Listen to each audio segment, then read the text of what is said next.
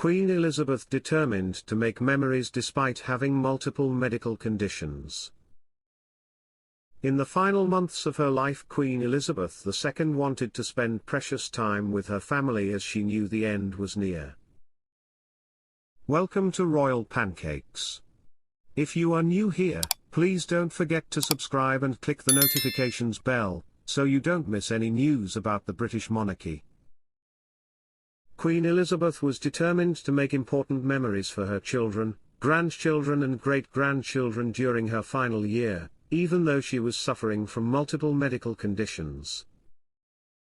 Although the public knew the late Queen had been taking a step back from royal duties as she became less mobile, in reality the monarch had accepted her death was close by and wanted to make the most of every second, according to a royal biographer. An upcoming biography titled Charles III, New King, New Court, the inside story claims that the Queen knew she would not make it to 2023 and instead slipped away feeling no pain on September 8, 2022, aged 96. A friend of hers said in the book, she had come to realize that the medical prognosis meant she was not going to emulate her mother and reach 100, so she had been determined to make the most of that final year. She made sure she had all the family up over the summer, at Balmoral, so that the young ones in particular would always be left with happy memories of her. A close friend of the royals has disclosed that the exact cause of the Queen's death will never be known as she was experiencing several different conditions.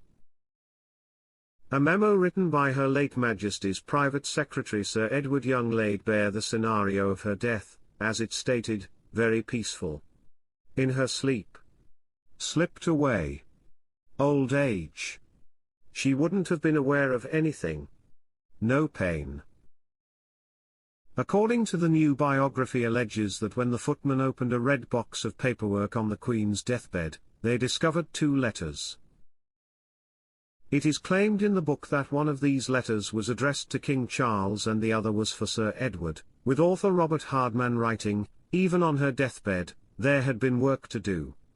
And she had done it.